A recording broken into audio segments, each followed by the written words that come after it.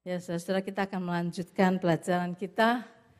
Saya harap saudara masih ingat apa yang kita belajar minggu yang lalu, karena kita akan melanjutkan dan saya tidak akan mengulangi apa yang sudah kita pelajari sama-sama selama 3 minggu berturut-turut.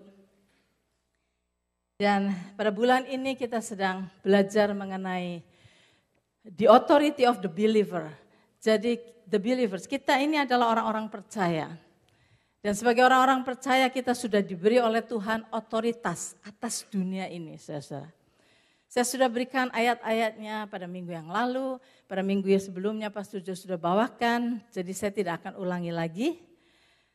Kita tahu bahwa pada waktu Adam dan Hawa diciptakan, Tuhan sudah memberikan otoritas kepada Adam dan Hawa to take dominion atas dunia ini. Dan Adam dan Hawa bersalah memberikan dominion itu kepada iblis, iblis merajalela, menguasai dunia ini sehingga terjadi sekarang segala kekacauan, kejahatan, penyakit semuanya. Kemudian Tuhan Yesus datang dan Tuhan Yesus mati di kayu salib dan bangkit dari kematian. Pada waktu dia bangkit dari kematian kita tahu itulah kemenangan Yesus atas kuasa iblis yang paling dahsyat yaitu kematian. Dan dengan kebangkitan Yesus ini, Yesus mengambil balik otoritas yang Bapa berikan kepada manusia yang dicuri oleh iblis. Tuhan Yesus ambil balik dari tangan iblis dan diberikannya kepada kita orang-orang percaya. Sebab itu kita harus mengerti bahwa kita semua punya otoritas yang Tuhan sudah berikan kepada kita. Dan jangan kita sia-siakan, jangan hanya kita sekedar mengerti di pikiran kita saja. Tetapi saudara pegang itu, imani, dan lakukan apa yang Tuhan sudah berikan kepada kita. Lawan iblis, resist the devil and he will flee from you. Iblis akan menyerang kita dengan berbagai macam cara. Iblis datang hanya untuk mencuri, membunuh dan membinasakan. Kita semua tahu ini firman-Nya sudah sering kali kita dengar dan kita tahu saudara iblis ingin memberikan kepada kita kesusahan, penyakit, dia ingin berikan kepada kita segala yang negatif, depression, ketakutan, hilang damai sejahtera kita, dicuri oleh iblis. Dia akan melakukan segala sesuatu untuk menghancurkan kita. Nah, saudara, jangan diam aja. Jangan pada waktu kita merasa tertekan, kita berkata, saya lagi susah, saya lagi kecewa, saya lagi depres. Saudara, kalau kita mengatakan begitu, berarti kita in agreement dengan iblis. Dan itu yang akan terjadi pada diri kita. Kita sudah belajar minggu yang lalu. Saya sudah memberikan kesaksian, beberapa kesaksian. Bagaimana saya menggunakan otoritas yang Tuhan sudah berikan kepada saya. Dan pada hari ini kita akan lanjutkan, saya tidak akan ulangi lagi yang minggu lalu. Saya akan lanjutkan, tentunya saudara di dalam pikiran saudara semua, sebagian saya tahu saudara sudah mempraktekkan otoritas itu. Tetapi ada banyak saudara mungkin di sini, terutama mungkin yang tidak ikut Bible Study. Saya sudah memberikan pelajaran ini di Bible Study. Saudara bertanya, oke, saya sudah diberi otoritas. Lalu bagaimana cara saya menggunakannya? Bagaimana cara saya menggunakan otoritas itu? Saudara, kita akan renungkan sebentar. Saudara, otoritas itu sudah diberikan kepada kita, sudah tertulis di dalam firman-Nya. Saya sudah berikan ayat-ayatnya minggu yang lalu. Berarti bagian kita adalah imani, percaya saudara. Cara kita percaya kepada apa yang Tuhan sudah katakan itu bukan hanya percaya di sini. Sekali lagi, kita harus digest firman itu, renungkan firman itu sampai firman yang Tuhan katakan itu masuk ke dalam hati kita. Iman hanya terjadi pada saat firman yang kita terima itu sudah meresap masuk ke dalam hati. Karena iman terbentuk di dalam hati kita. Melalui pendengaran akan firman. Tetapi kalau kita sudah digest sampai masuk ke dalam hati, baru terbentuk iman di dalam diri kita. Nah saudara, jadi otoritas yang Tuhan berikan pada kita itu sudah tertulis di dalam firman Tuhan. Kita hanya tinggal terima dan renungkan sampai kita yakin dan kita percaya kepada otoritas itu. Kemudian saudara, yang harus kita lakukan adalah iman itu saudara, kita harus praktekkan. Nah saudara, yang kita harus mengerti bahwa di dalam mempraktekkan iman itu ada yang disebut the law of faith. Ada hukumnya, ada law-nya. Yang kebanyakan orang Kristen tidak mempelajari the law of faith itu. Nah, pada waktu bulan Maret kalau nggak salah, Timothy pernah berkhotbah mengenai the law of faith. Saya tidak akan mengulangi apa yang Timothy katakan. Mari kita lihat lagi dari segi yang lain. Ayat daripada mengenai the law of faith itu ada dalam Roma pasal 3, ayat yang ke-27. Roma pasal 3 ayat yang ke-27. Dituliskan di sini. Tuhan sedang berbicara, Rasul Paulus sedang berbicara bahwa kebenaran kita ini, kita menjadi benar dengan beriman kepada apa yang Yesus sudah lakukan. Itu pembicaraannya sebelumnya. Kemudian di dalam ayat yang ke-27, Rasul Paulus berkata, jika demikian, saya bacakan bahasa Indonesianya dulu, kemudian saya bacakan bahasa Inggrisnya. Jika demikian, kata Rasul Paulus, apakah dasarnya untuk bermegah? Kalau keselamatan kita, kebenaran kita itu diberi oleh Yesus, maka dia bilang, jika demikian apa dasarnya untuk bermegah? Tidak ada, dikatakan situ. Berdasarkan apa? Berdasarkan perbuatan? Tidak. Melainkan berdasarkan iman. Di dalam bahasa Indonesianya begitu. Tapi kalau kita bahasa dalam bahasa Inggrisnya kita jelas sekali. Where is boasting then? It is excluded. By what law? Of works? No. But by the law of faith. But by the law of faith. Dari sini kita tahu bahwa untuk mempraktekkan iman kita, untuk melakukan iman kita, itu kita harus mengerti the law of faith. Kalau kita tidak mengerti the law of faith, banyak orang Kristen hanya berpikir bahwa iman datang melalui pendengaran akan firman Tuhan. Jadi begitu dia tahu misalnya, karena bilur-bilur Yesus kamu telah sembuh. Itu firman-Nya. Maka pada waktu sakit kita cuma berkata, karena bilur Yesus saya telah sembuh, karena bilur Yesus saya telah sembuh. Kita pikir bahwa firman yang kita dengar itu langsung kita katakan langsung terjadi. No, saudara. Kita harus pelajari mengenai the law of faith. Saudara, sama dengan kita datang ke Kanada. Seringkali saya kasih ilustrasi ini. Kita datang ke Kanada. Dari Indonesia pindah ke Kanada. Sampai di Kanada, saudara. The law di Kanada dan di Indonesia itu beda. Sebab itu pada waktu kita datang ke Kanada, kita sudah dengar sebelumnya. Di Kanada itu enak. Ada banyak benefit tinggal di sini. Ada OHIP, berarti kalau kita ke dokter nggak bayar, kita dioperasi di hospital tidak bayar, apapun tidak bayar, saudara. Itu benefit salah satu. Kemudian, kalau kita kehilangan pekerjaan, kita bisa dapat unemployment insurance. Wah, dapat duit, nggak kerja. Nah, ada banyak benefit di sini. Tetapi saudara-saudara, kalau kita mau menerima benefit yang Kanada itu tawarkan kepada kita, yang Kanada itu punyai untuk kita harus hidup di negara ini menurut the law yang ada pada Kanada. Kita nggak bisa mendapatkan benefitnya kalau kita hidup against the law of Canada. Nggak bisa. Nggak bisa. Kita mengerti akan hal itu. Nah sekarang kita lihat lagi. Kita tahu bahwa adanya aliran listrik. Sudah ada di dalam dunia ini sejak Adam dan Hawa diciptakan oleh Tuhan. Pada waktu nggak ada manusia, cuma Adam dan Hawa saja. Aliran listrik, the power of electricity itu udah ada di dunia ini.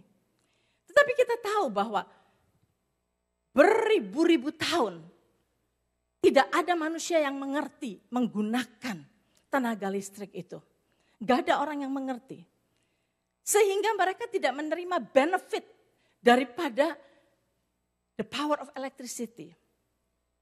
Nah kita tahu bahwa mengapa zaman dulu, walaupun orang-orang Egypt itu luar biasa pinternya, sampai bisa membuat piramid-piramid yang luar biasa hebatnya, bangunan-bangunan yang luar biasa hebatnya, tetapi mereka belum pernah mencicipi the benefit daripada the power of electricity yang Tuhan sudah sediakan di dalam dunia ini. Mengapa? Karena mereka belum menemukan the law of electricity. Sehingga mereka nggak bisa menikmati. baru beberapa abad yang lalu ada seseorang yang menilai, aduh sebenarnya ini ada power di sini. Yang saya harus cari tahu, dia pelajari sampai sekarang saudara. Kita melihat orang itu sudah bisa menemukan the law of electricity. Sehingga kita sekarang bisa menikmati. Ruangan ini menjadi terang, ada power electricity, ada lampu. Itu semua karena aliran electricity yang digunakan. Yang dikuasai. Nah kemudian kita sekarang bisa menikmati udara di sini sejuk, tidak kepanasan, air condition ada semua. Itu semua adalah dari the power of electricity. Karena ada orang yang menemukan the law of electricity. Tetapi saudara-saudara, tahukah kita bahwa electricity sekarang yang kita bisa nikmati, lampu terang, air condition, kita bisa masak, bisa apa semua dengan the power of electricity. Tetapi kita harus mengerti the law of electricity itu. Kalau kita tidak mengerti law-nya, saudara, electricity, the power of electricity yang memberikan kepada kita banyak benefit, banyak blessing ini, bisa membunuh kita. Kalau kita nggak ngerti. Nah saudara, kita semua tahu. Misalnya kita melihat di atas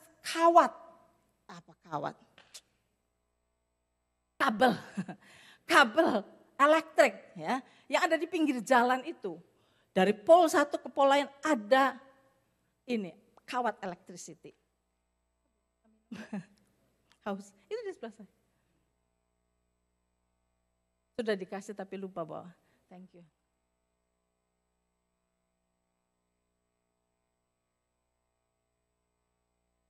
Saudara melihat ada seekor burung bertengger di atas itu, kawat listrik itu. Nyanyi-nyanyi, cuit. Enak aja enjoy di situ. Satu hari saudara melihat, itu kawat elektris itu tuh putus. Gantung-gantung di sini. Kira-kira 4 feet dari ground.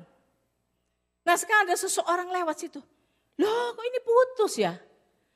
Kemudian dia bilang, bagaimana ya lebih baik diberesin. Dipegang itu. Saudara dia electrocuted, dia bisa mati saudara.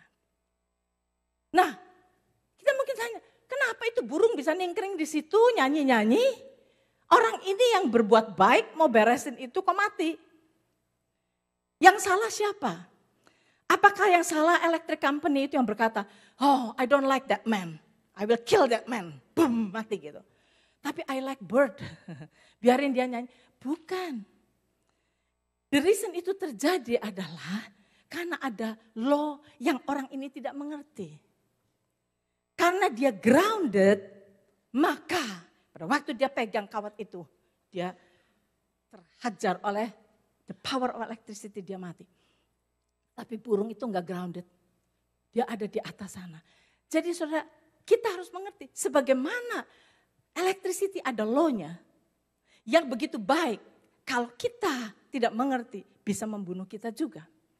Dan saudara, demikian juga dengan the law of faith. Kita harus mengerti. Ada the law of faith. Kalau kita tidak mengerti, nanti kita lihat. Kita bisa merusak diri kita sendiri dengan apa yang kita tidak mengerti. Sebab itu untuk kita belajar mengenai the law of faith. Mari kita lihat suatu kejadian di dalam Markus pasal yang kelima. Markus pasal kelima, saya sudah berikan di dalam Bible Study. Jadi bagi saudara-saudara yang mengikuti Bible Study, saudara dengar 2 kali nggak apa-apa saudara-saudara. Mungkin saudara dapat pelajaran lebih banyak lagi. Tapi ada banyak yang tidak mengikuti Bible Study. Markus pasal 5, katakan, adalah di situ seorang perempuan yang sudah 12 tahun lamanya menderita pendarahan. Ia telah berulang-ulang diobati oleh berbagai tabib. Sehingga telah dihabiskannya semua yang ada padanya. Namun sama sekali tidak ada faedahnya. Malah sebaliknya keadaannya makin memburuk. Dia sudah mendengar berita-berita tentang Yesus. Maka di tengah-tengah orang banyak itu ia mendekati Yesus dari belakang dan menjamah jubahnya. Sebab katanya, asal ku jamah saja jubahnya, aku akan sembuh. Seketika itu juga berhentilah pendarahannya dan ia merasa bahwa badannya sudah sembuh dari penyakitnya.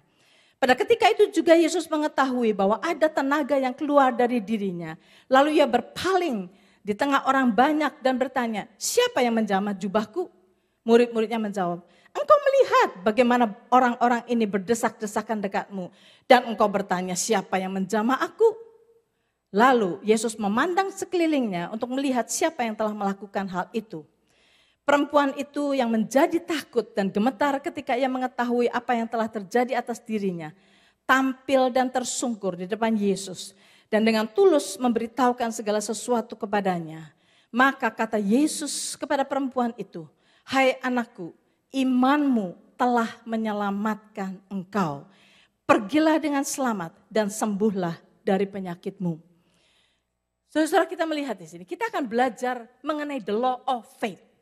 Iman itu ada law-nya, ada hukumnya. Nah mari kita melihat, hari ini mungkin saya nggak bisa banyak-banyak, mungkin cuma bisa 2 poin atau 3 poin. Tetapi akan ada banyak lagi yang perlu kita pelajari. Tetapi hari ini mari kita melihat.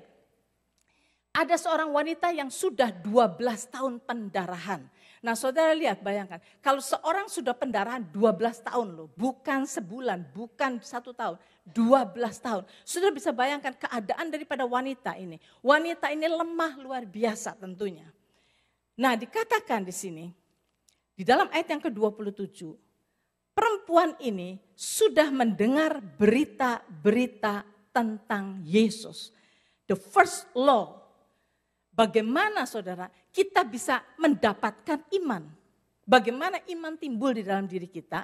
Dikatakan di dalam Roma pasal 10 ayat yang ke-17. Jadi iman timbul dari pendengaran dan pendengaran oleh firman Kristus. Jadi wanita ini mendengar tentang Kristus, tentang Yesus. Begitu dia mendengar tentang Yesus, siapa Yesus yang menyembuhkan dan sebagainya. Langsung saudara pada saat itu juga timbul imannya. Dia tangkap itu. Dia ambil itu dan dia embrace. Masukkan ke dalam hatinya. Masukkan ke dalam hatinya. Sehingga dia mulai berpikir kalau saja orang itu datang ke sini. Kalau saja saya melihat dia. Saudara, dia beriman. Iman itu sudah timbul. Iman datang melalui pendengaran firman Kristus. Saudara datang ke gereja setiap minggu. Mendengarkan firman. Nah sekarang saudara. Apa yang saudara lakukan dengan firman yang sudah saudara terima itu? Apakah cuma masuk sini keluar sini? Apakah cuma masuk sini sampai di sini? Tapi saudara, mari kita lihat kalau saudara mau jadikan itu iman, masukkan ke dalam hati. Nah sekarang dikatakan dia sudah mendengar berita tentang Yesus, iman sudah timbul. Maka di tengah-tengah orang banyak itu ia mendekati Yesus dari belakang dan menjamah jubahnya. Law yang kedua daripada iman saudara.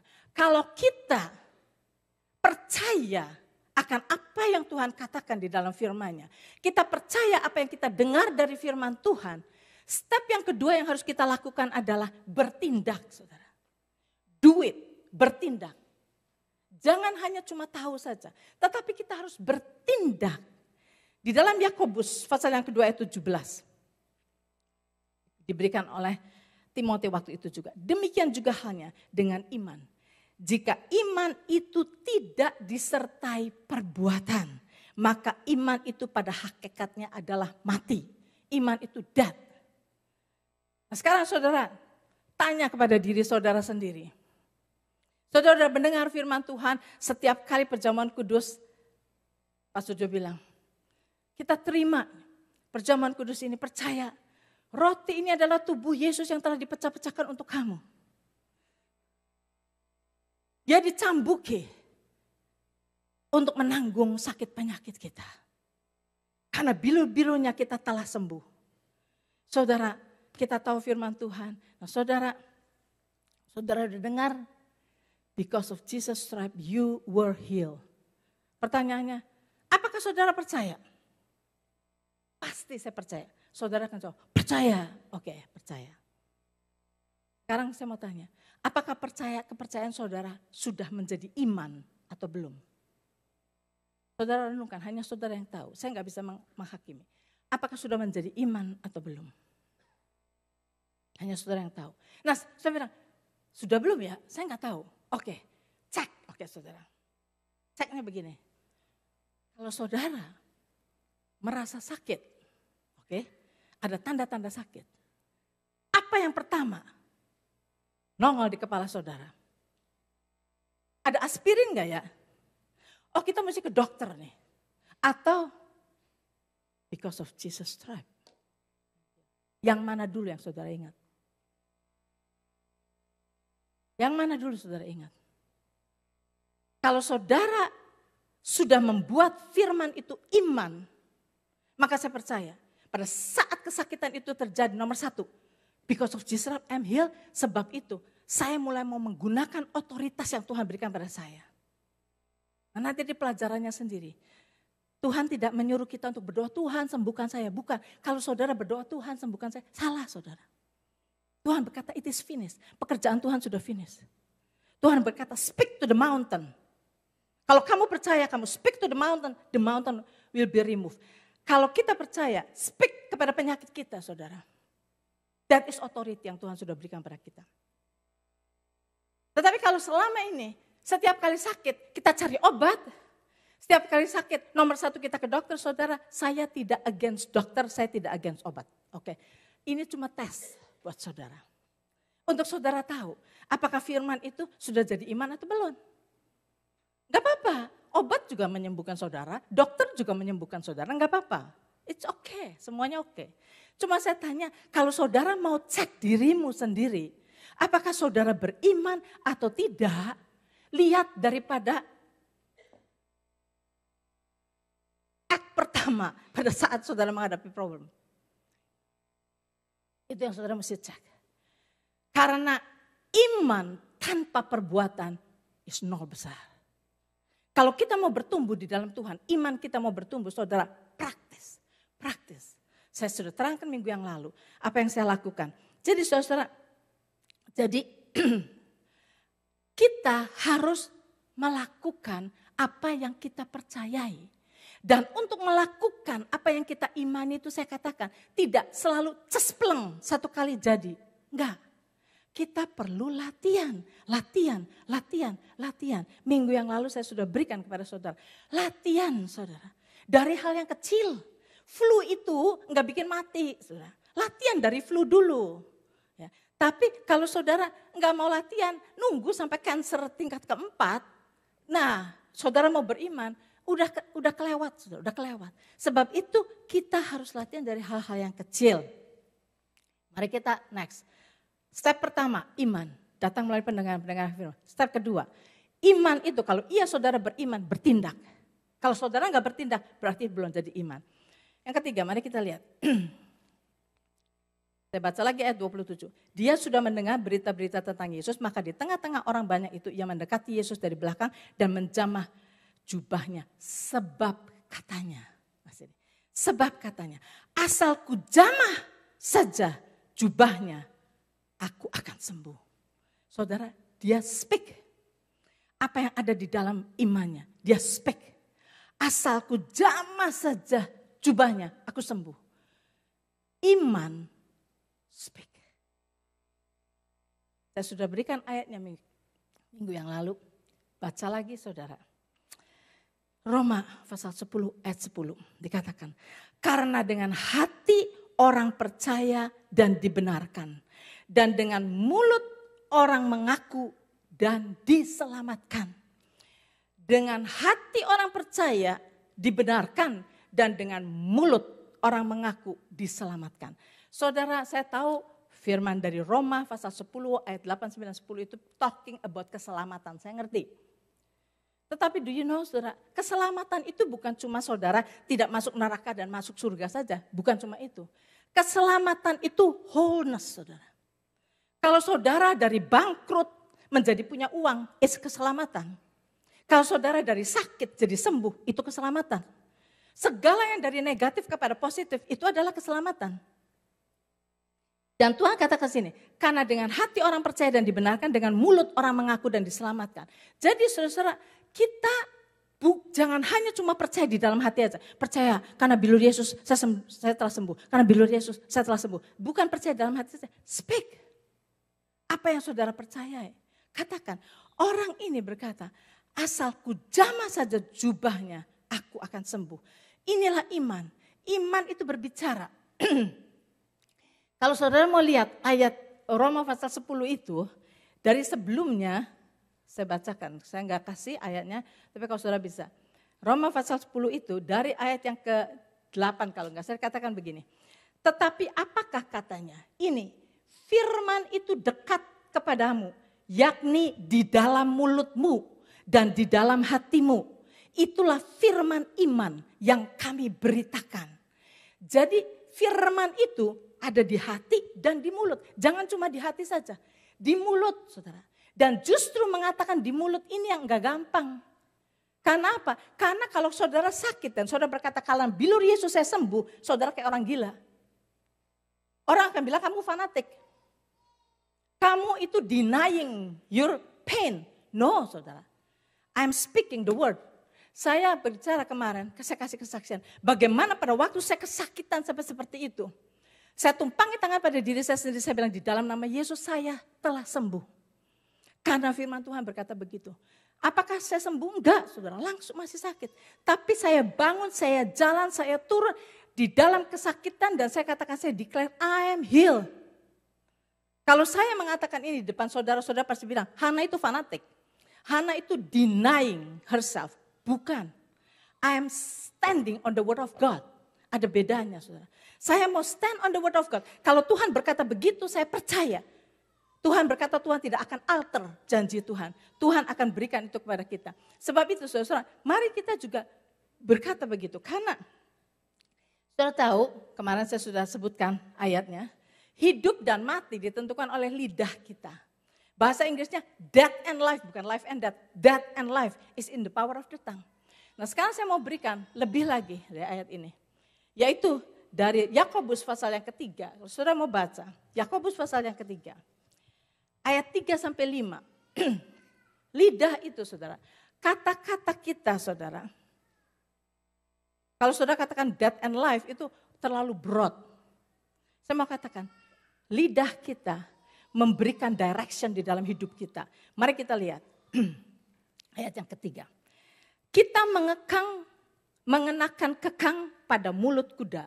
Sehingga ia menuruti kehendak kita. Dengan jalan demikian kita dapat juga mengendalikan seluruh tubuhnya. Dan lihat saja kapal-kapal. Walaupun amat besar dan digerakkan oleh angin keras. Namun dapat dikendalikan oleh kemudi yang amat kecil menurut kehendak jurumudi. Nah, saudara mari kita lihat, dikatakan. Kita mengenakan kekang pada mulut kuda. Saudara tahu kekang itu enggak gede, saudara cuma segini. Besi. Kekang itu seperti itu. Kekang itu kalau saudara kita tahu, kuda itu kuatnya luar biasa. Kuat sekali kuda itu. Saudara coba kuda jalan, saudara coba pegang, tendang sama kuda, kamu terpelanting. Kuda itu kuat sekali. Tetapi dikatakan kalau kita menggunakan kekang pada mulut kuda, yang kemudian disambung dengan tali. Saudara duduk di atas kuda, saudara. Saudara, kuda ini jalan. Saudara nggak punya kekuatan melawan kuda. Tetapi kalau saudara mau supaya kuda ini belok kanan, saudara tarik yang kanan, ini tarik, dia akan belok kanan. Kuda yang sebegitu kuatnya akan nurut. Saudara mau dia belok kiri, tarik yang kiri, belok ke kiri. Jadi kekang itu yang segitu kecil bisa menentukan direction daripada kuda yang sebesar itu. Kemudian Tuhan berkata lagi, demikian juga kemudi. Kemudi dari sebuah kapal. Kapal itu besarnya luar biasa, saudara. Kapal pesiar kayak kapal apa, yang ribuan orang bisa ada di dalam kapal itu. Dikemudikan, ditentukan arahnya oleh kemudi. Kemudi yang hanya kecil saja. Kalau si kapten ini mau membelokkan kapal yang segitu besarnya yang ribuan orang ada di dalamnya. Tinggal diginikan kemudi itu. Dibelokkan seluruh kapal yang segede gitu bisa belok, saudara. Nah demikian juga kata Tuhan. Demikian juga lidah. Walaupun suatu anggota kecil dari tubuh, namun dapat memegahkan perkara-perkara yang besar. Dengan kata lain, dari ilustrasi kekang, dari ilustrasi kemudi yang kecil dari dalam kapal yang besar itu, Lidah ini sangat kecil, saudara. Di mulut kita sangat kecil. Tetapi menentukan direction daripada hidup kita.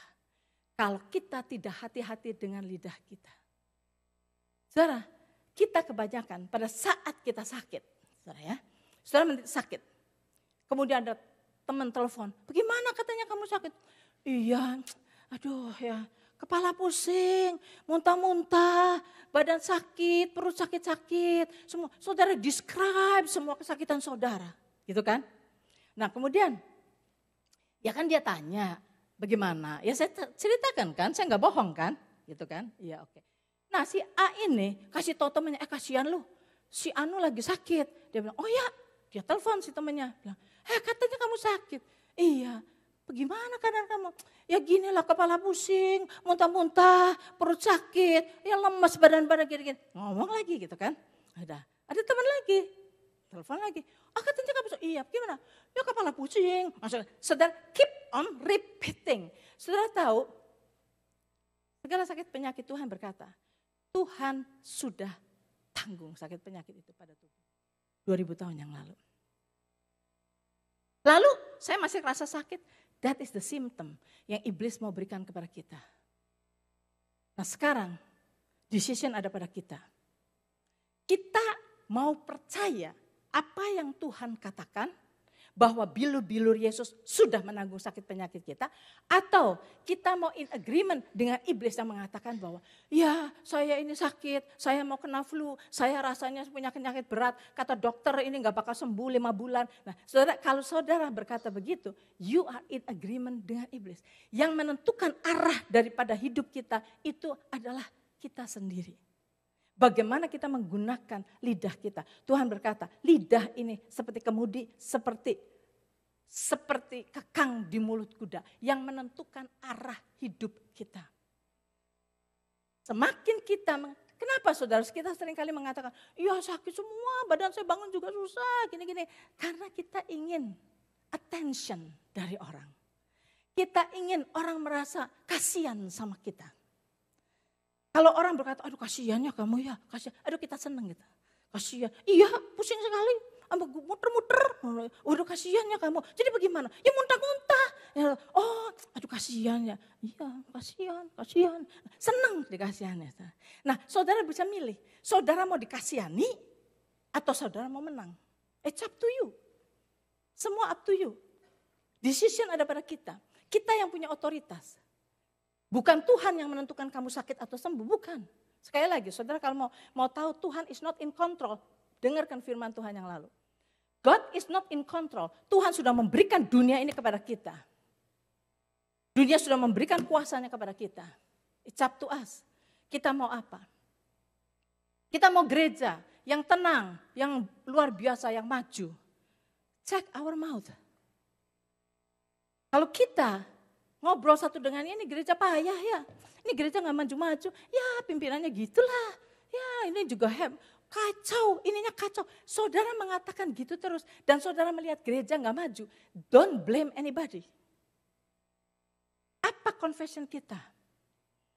Bagaimana confession kita? Kalau kita yang mengatakan begitu, ini gereja payah. Ini gereja gak maju-maju. Kita ngomong gitu terus saudara. Kita yang sudah cursing the church. Itu yang akan terjadi pada gereja kita karena kita membuat gereja itu seperti itu. Karena hidup dan mati ditentukan oleh lidah kita. Sebab itu kita harus melihat apa sih yang kita katakan. Kalau kita mau menggunakan otoritas kita mau mengerti the law of faith. Saya baru katakan 3 poin. Iman datang melalui pendengaran. Kedua, kalau kamu beriman, kamu akan bertindak. Kalau kamu tidak bertindak, that's nothing. Itu bukan iman. Hanya sekedar intellectual belief. Itu bukan iman sama sekali. Yang ketiga, kalau saudara beriman, law yang ketiga adalah you speak apa yang you believe. Jangan mengatakan yang tidak. Saya kasih contoh pada saudara kemarin. Pada waktu saya sakit itu, saya katakan saya sembuh. Walaupun dokter berkata lie down 3 hari baru kamu sembuh. Dan memang pengalaman saya tahun-tahun yang lalu begitu. Saya nurut apa yang dokter katakan, lie down 3 hari saya sembuh. Betul saudara. Tetapi kali ini saya bilang no. Firman Tuhan katakan saya sembuh, saya sembuh. Pada waktu saya berdoa, saya bukannya langsung sembuh. Pada waktu saya lehan kepada yang sakit, saya usir penyakit itu, enggak langsung sembuh, saudara. Tetapi saya determine, saya bilang karena Tuhan berkata itu, I will stand on the word of God. On the word of God. Dan saya belajar banyak, saudara, hamba-hamba Tuhan yang pagan, yang sudah mau mati, saudara. Umur 16 tahun itu dia sudah dideklar matinya tuh sudah jauh-jauh lama-lama sebelumnya.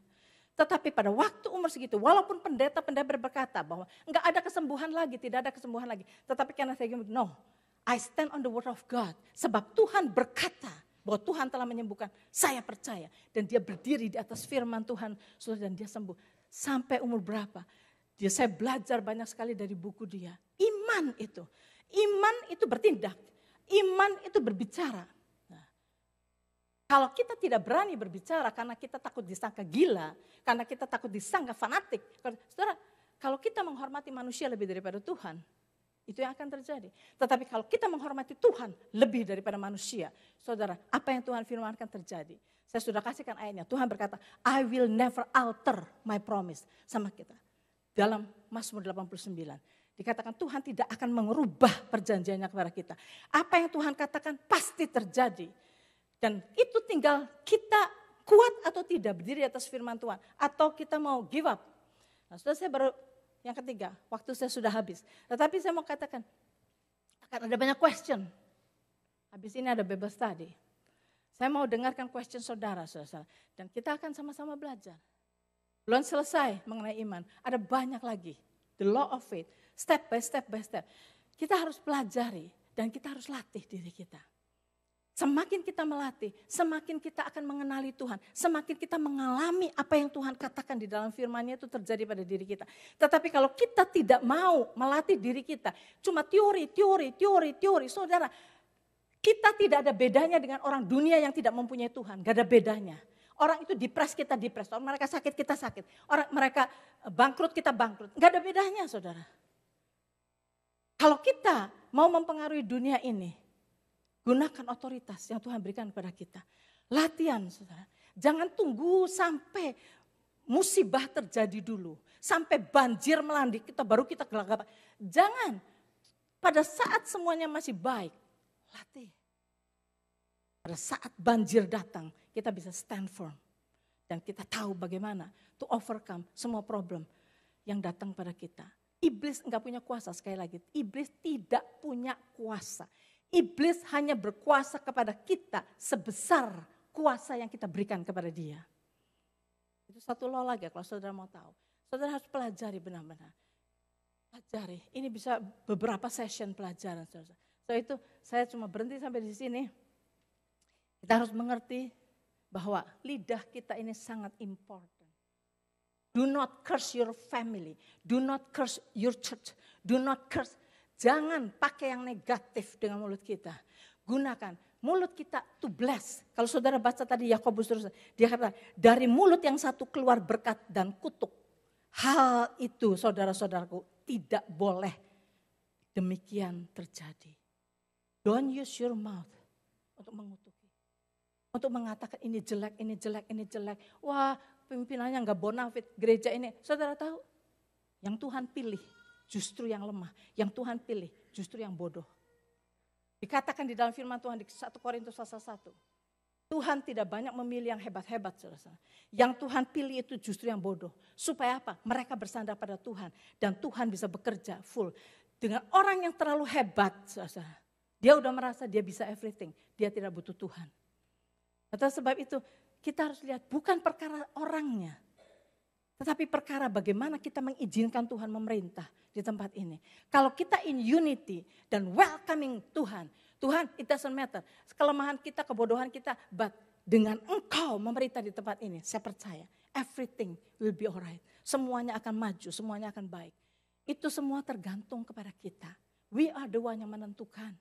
Apakah gereja ini mau maju atau tidak maju. Kita yang menentukan mulut kita mau dipakai untuk apa. Kita sendiri yang menentukan. Tuhan sudah memberikan itu kepada kita. Jangan sia-siakan. Jangan gunakan yang negatif. Pakai untuk sesuatu yang positif. Honor God. Hormati Tuhan. Tuhan berkata, those who honor me, I will honor. Dengan beriman kepada firman Tuhan, kita honoring God. Dan Tuhan bilang, I will honor you. So itu marilah saudara, kita berdoa bersama-sama. Saya nggak bisa melanjutkan lagi, waktunya sudah habis.